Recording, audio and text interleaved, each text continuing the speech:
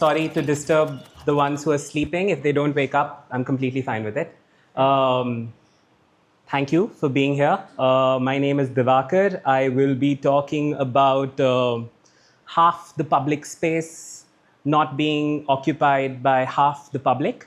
There are some wonderful, capable, accomplished women in the room. So a man talking about women in public is, the irony is not lost in me. And just so that it becomes less weird, I want this to be less of a talk and more of a conversation. I have a lot of slides that I can drive you to sleep at night, but please feel free to jump in and talk about your experiences. There are some of these things that I will show, which is basically embedded in evidence that you might not agree with. But the idea is that we are talking about the average Indian woman and her experience with public spaces in India. There are 4 things that will be sort of the key takeaway from the presentation or the conversation for the next half an hour. The first one is that roots shape access. It's fairly intuitive, very simple. There'll be complications that I'd like to show through the evidence. Second is self-restriction has a huge cost on the person who is restricting themselves, and then it has a social cost, and that is something that we get to think about. And safety is social before it's structural. These are the 3 sort of big points that I'll be sort of walking you through. And then we can probably talk about, as creators, as people who are in sort of digital nomad space or backpacking space, what are small little things that you can think about to make or increase access to more women to these spaces, workspaces, or places where they go and travel. That's the idea. Sadly, I don't have any pictures in this slide deck because I've not done anything which is linked to creation. I have spent a lot of time at universities. I have 6 degrees from 4 different universities. And in all of these places, I did spend a lot of time thinking about women. And that allows me to talk a little bit about things that impact them.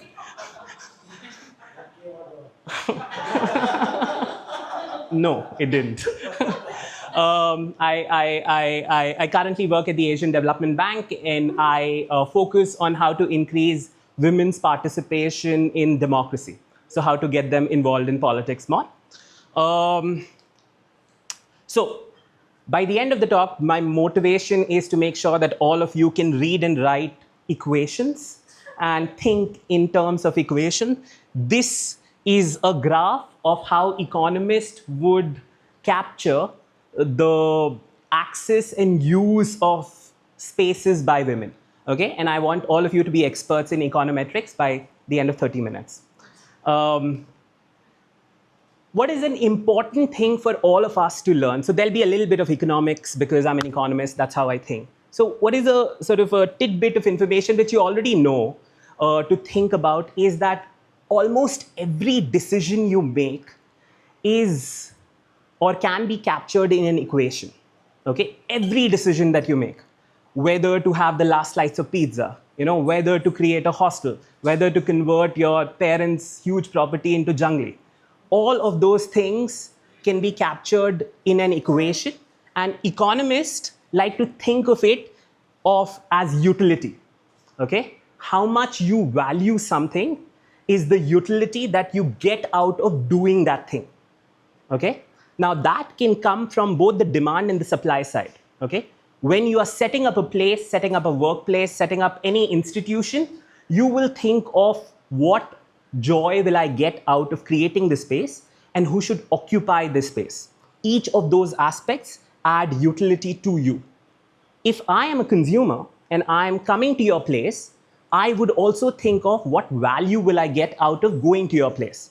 Okay?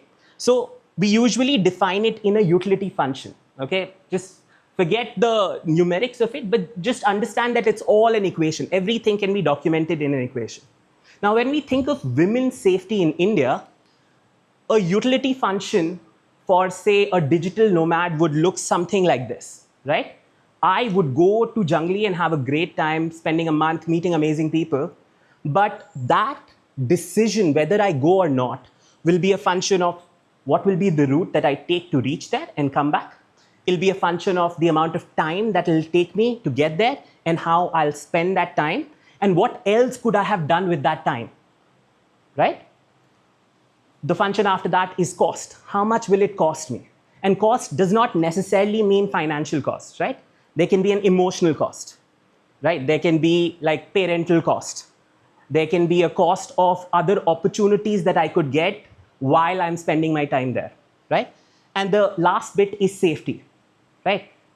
So all of these things together decides the decision that you make.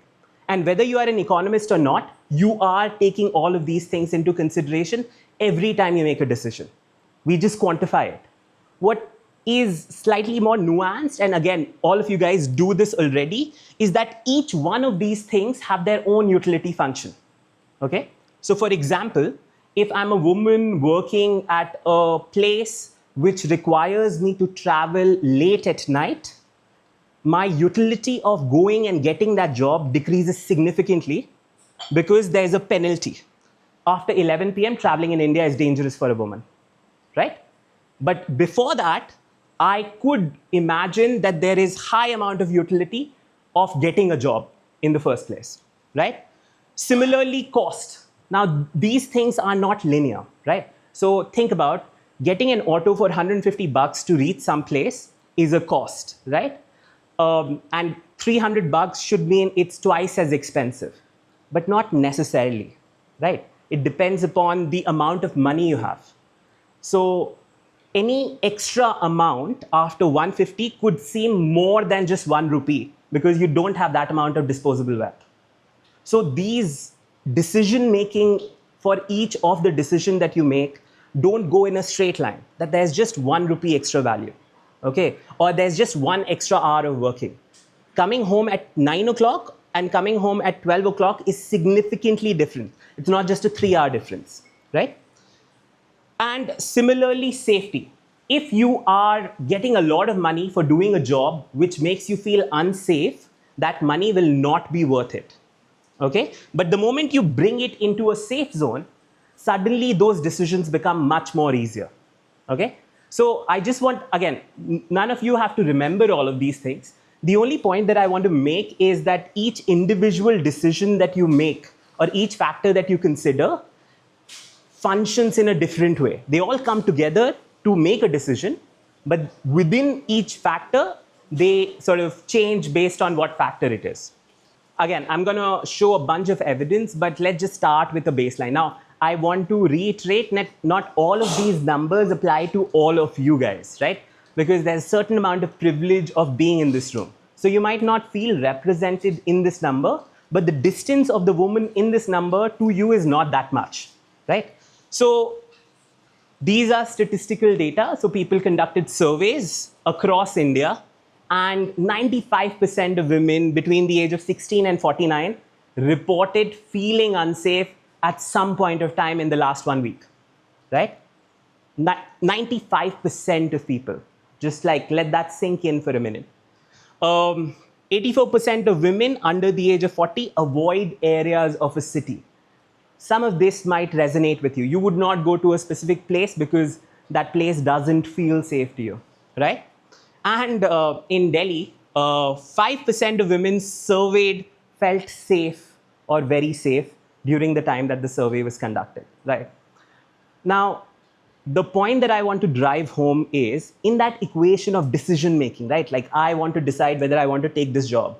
I want to decide whether I want to start this enterprise or go and experience an enterprise. If this is the baseline feeling, then people will not make the same decision. A man and a woman would not make the same decision because they are coming at that position very differently.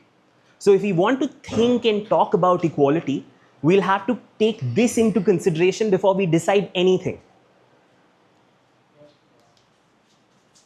Okay, so the first point that I want to make, again, very intuitive, I'm sure all of you resonate with this, is route matters as much as destination.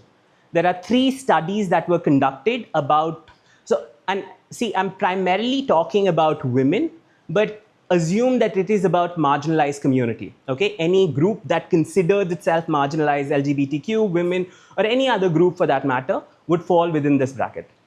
So three of the studies that I talked about how important is the destination compared to the route. Now, most of the time when we are creating something, our entire motivation is to create the best thing possible, right? So you'll have a great entry door, you'll have great facilities in that place. When a person makes the decision to access that place, they're not just making a decision about how good that place is. It's also about how easy it is to get there. In a study conducted again across 4,000 Delhi University women, they found, again, like we all know, decision about college is super important because prestige is associated with it, right? Among the 4,000 Delhi University women surveyed, women preferred to take colleges which were closer to their home a lot more than men, right? So much so that if there are rankings across different, so SRCC, LSR, and all of these places, women will choose a college which is 9 rank lower than the college that they could go to if the college is closer to them or if the route to the college is easier. They would on average spend 18,000, 19,000 rupees annually on the route just to make that choice, right? And like I said, the average college choice between two people who have scored the same marks would vary by 8.5 ranks. Now imagine you have the opportunity of going to the best college of this country, but because of these impediments, you choose to go to the 9th best college of this country. And that is how prevalent sort of the route becomes in the choices that you make. This was a very cool experiment conducted in Hyderabad. Now, again, let me reiterate, we don't have a lot of evidence or research on nomadism or digital travelers, all of that. So we are going to extrapolate from other studies that are there, right? This study in Hyderabad, they identified 350 hotspots for harassment of women.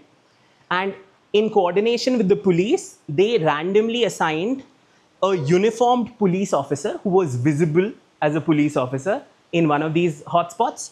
In some of these hotspots, they deployed an undercover patrol police officer. And in a third set of these 350 hotspots, there was no change made. What do you think the results would have been? In the places where there were visible police forces, harassment reduced by 27%, right? But in the places where there were sort of undercover police forces, there was no change, okay? And one of the factors of that no change was that police are desensitized to sort of interfere unless they are approached, right? So when there is a police officer, there's a fear that automatically goes into the minds of the people. But when there isn't that, that leads to people just kind of going in the same way as they were going before. And the estimation is that in Hyderabad itself, there's about $1.2 billion or billion rupees of loss incurred by the choices that women make or don't make every year. Okay? So the cost of these choices that we are talking about is humongous for one city. Okay? In general, studies have found that a lot of jobs that women take in India are, again, a function of the transit that they will have to these job positions. The amount of the timing becomes, again, super relevant for whether they make the choice of taking up that job or not. And even young kids, in the activities that they involve themselves, it's a function of, again, how far is that place and how will this person reach and what time will that reach. In this study, they were studying girls who were taking dance classes. Now, these are girls under the age of 12. And you saw there was a significant drop in these dance classes as the evening progressed, right? And as creators, as people who might employ women or want to make a women-friendly enterprise, all of these decisions become important to you. Oftentimes, what we notice is that an entrepreneur would just make a choice of having an all-male sort of staff, because of the cost incurred in this, right? But what it does is it further perpetuates sort of lack of women accessing these places. Because if you don't see other women in that space, that also incurs a cost of, oh, the safety of accessing this place is higher. So the big takeaway from these set of studies that I want you to have is that no matter how great a destination you make, that is not enough, okay? What obviously varies is the kind of people that you want to access that place. But if you want to make it more inclusive, you will have to think about the route that different people from different parts of the world will take to get to that place.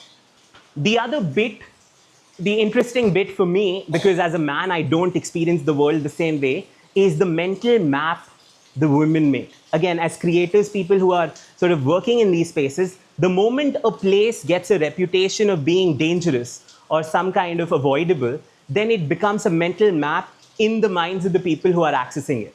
And then they will constantly avoid it, no matter how lucrative or wonderful that place is.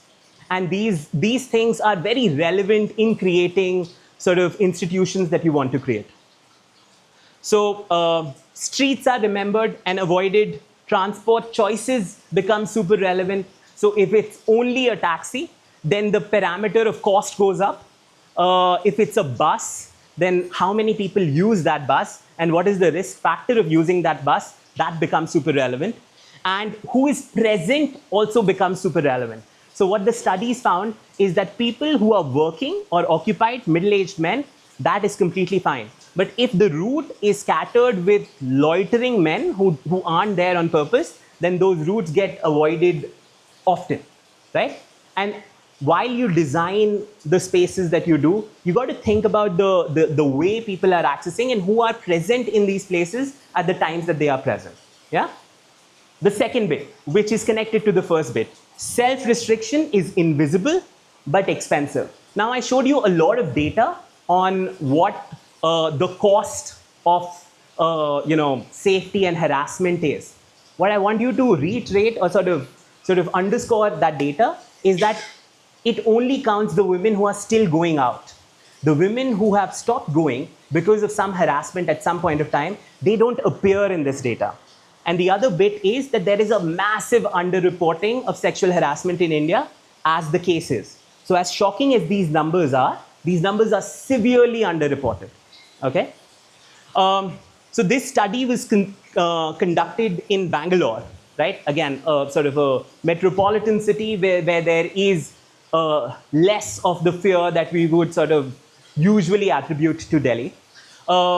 This study essentially followed a bunch of founders who were creating products and looking for funders or sort of angel investors, right?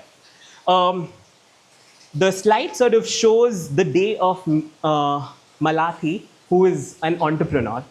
She has to wake up at 4 a.m. She produces products which are linked to children and children's development. And on qualitative evaluation, these are wonderful products. So what they found was she wakes up at 4 a.m. to work on her enterprise, to create the products that she creates. At 5 a.m., she has to cook breakfast for the family that she is part of. The whole day goes in managing son's tuition, sports, play schedule, and in evening, they are at home. They are not in a networking event drinking wine, right? And what this kind of cycle leads to is them very rarely getting the funding that their product deserves, right? 9 months in of following this woman, researchers found that she had still not gotten the funding that she needed, whereas similar sort of product companies run by men had already achieved their funding targets, right? So there are these hidden hurdles that almost all women, or at least an average Indian woman, has to encounter while trying to step into an entrepreneurial sort of situation, right? And that is again something that people with privilege or opportunity need to keep in mind, right? The entire world of investment is designed for men, right? Like conversation happens over lunch or over dinner that flows into late night meetings. But that just doesn't seem to be the reality of majority of women, because it's not just the enterprise that they have to work with, they also have to carry the load of the family that traditionally is upon them, right? So if there are any donors or entrepreneurs or people setting up places for entrepreneurs, you got to take into account all the extra work that goes in. Sorry? 20. Okay. So I'm going to quickly run through the slides because I've run out of time. The average cost that India incurs by women not participating is about 2.9 trillion per year. Okay, it's a trillion with a T. We have noticed that in the last, from 2004 to 2024, the decline in women participation at work has moved from 43%. So in 2004, 43% of women would take part in some kind of work activity, and it's now 18%. Okay, so in a world where there are more and more educated women in India, there are less and less working women in workplaces in India. Okay, it might not seem like it for us because we might occupy places where we get to see enough women, but in numbers, there's a massive deficit that India experiences just because of this conditioning that we have in this country. So there are several reasons why women leave the workforce. It includes safety, it includes sort of the access routes, all of these factors play a role. And the final bit is safety is social before it's structural. A lot of the research conducted in India about women also find that in our communities, in our households, there needs to be an environment. So even if you build the nicest public place or a really nice place for women to go and create enterprise, unless there's a social understanding of encouraging women to reach these places, it would never happen. So in the research, we see a lot of women don't access these places because socially it is not considered the right thing to do. There was a very interesting line here of loitering. Now, every time you go to any Indian city at any odd time, you'll see a chaiwala and you'll see like men loitering around because we feel entitled to that space, be it a railway station, a bus station, a chalk, right? Just next time, try and notice how many women you notice in this place, because there's an entitlement in men to loiter, which doesn't exist for women. And that shapes the way we think about what we can do with ourselves and our time. Okay, so if anything, we as a community need to encourage women to just go out on the road and just walk around. And that would play a significant role in how they see themselves or the people that they network with. Okay, because there's very little time, I will directly come to sort of pointers that I want to leave you with, or I want you to guys to discuss whenever you get the time, right? When you design a place, design from root, not the entrance, right? The way you think of cleanliness, where you throw your garbage out and everything inside is great, that is just not enough for inclusivity. You need to think of this place connected to the places of the people who work there or want to use it. Make safety a community norm, not a notice on the wall, right? And that then becomes a function of how you are and the culture and the community that you sort of integrate in the places that you're part of. So how do you behave towards women? Whether you intervene when you see something happening, intervene early when you see something happening, how you tolerate certain incidents, all of these factors play a huge role in how 50% of the population accesses these places. Formalize the convey infrastructure. Now, this might be challenging for some of you, but it is worth thinking of, say, a place like Jungli or Odd Table. If you know that someone is coming from a particular place, it might be worthwhile for you to invest in finding out what are the safest routes, what are the safest drivers, you know, what are the ways in which you could make it least amount of hassle for the people who are coming in, because that also creates a culture for participation, right? So don't just think of the place that you're creating, think of every step of the way in which people will access those places.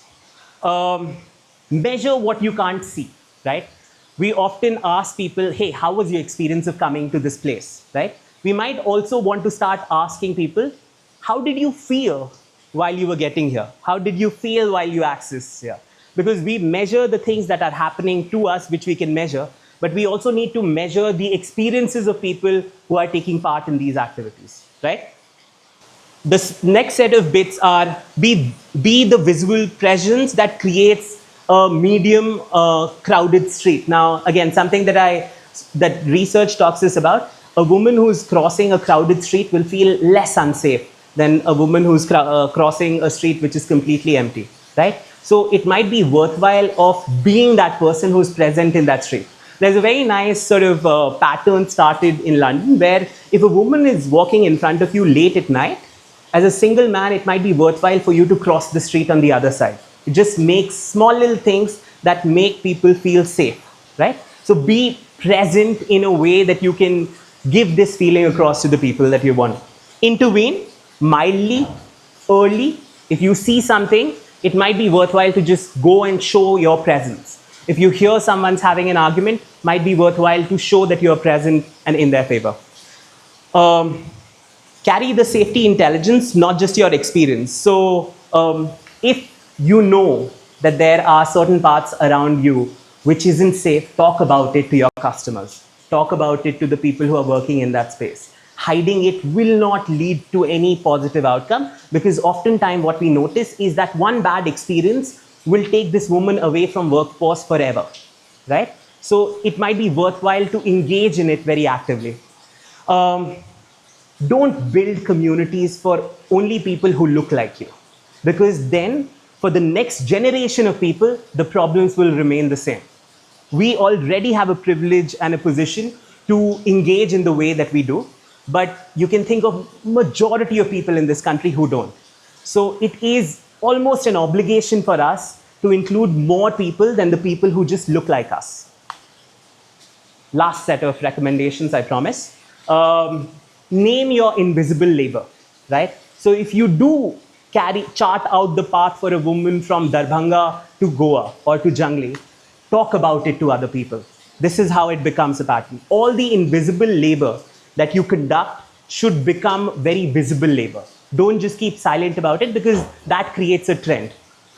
Build and share network explicitly your experience in infrastructure. So talk about this, talk about it on Instagram, put it on YouTube, write about it, right? Because that creates a momentum. Demand more from the spaces that you choose to exist in. So if we have some network in connection, we need to push our policymakers. We need to push our local representatives to create more spaces for people to participate in. And travel in ways that stretch the possibility.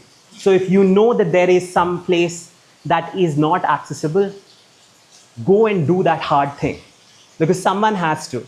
We have only reached here because a lot of people before us have done a lot of hard things, right? If we want to leave this place better than how we found it, then we need to push the boundaries that we are scared of or that others around us are scared of. If we do that, suddenly we find there are more people who are accessing it and included in the conversation that's taking place. These are the final takeaways. Mandate route, change what gets counted, make streets legible, and train the gatekeeper. So the other people involved in your work, they need to also be trained in identifying something that is going wrong. It is not just us. That's a social responsibility that we carry with ourselves. That's enough preaching for me. Thank you so much for being very patient. I hope to see more inclusive places. Amazing stuff, Diwakar. Thank you so much. Wait, brother. Don't leave just yet. Awesome. Guys, it's so good to see someone doing so much research into the space and sharing so much of an academic perspective on it, because I think we can learn a lot from numbers. Does anyone have one question for Diwakar? We have one question that we have time for. Sure, Tanya. I don't have a question, but I just want to share a little bit more, because I've done some work in the States as well. And it's interesting that you're talking about access, because access is also not always for physical spaces, like access to job, access to absolutely anything you're approaching, and how and within a very respected feature, they always try to sense what is the right side. And so even a bad tone on a phone call can make it look different. So I would like to understand this artificial intelligence. And what we found is so interesting that even the way you word your job description makes a difference in how many women versus men end up applying. The kind of words you use to describe the job, whether you're using the word strong and ambitious or you're using, respectful. I mean, different words have different perceptions for different genders. So similarly, I think it's relevant to everyone. It matters how you're wording your website. It matters what pictures you're putting on your website. Something on your homepage and all I'm seeing are pictures that look a little bit unfamiliar to me and don't make me feel welcome and comfortable. It actually maybe doesn't give the right vibes and I might question it or something of things. So I just want to add that it's very important. It's a minor thing that you don't even realize, but it's a lot of. So on that point, very well taken. And I would add a little bit more. When I talk about all of this access, I'm not just talking about physical space, okay? A lot of our world takes place on the virtual space, right? One bad comment, oh my God, she's a feminist, has a huge effect on how that person sleeps that night and whether they choose to engage the next day, right? So we don't just need to create a physical space which is safe. We need to create all the spaces that we are engaging in a way that is accessible, because until they get access to it, there is no participation, there is no engagement. Yeah? Okay. Thank you so much. I'm going to be leaving soon. I just had a wonderful time. Thank you for being such wonderful people to talk to. Thank you for hosting us. This was a wonderful experience, and I can't wait to come back next year. Cheers, Thanks a bro. lot, buddy. It's been Cheers. such a pleasure to host you.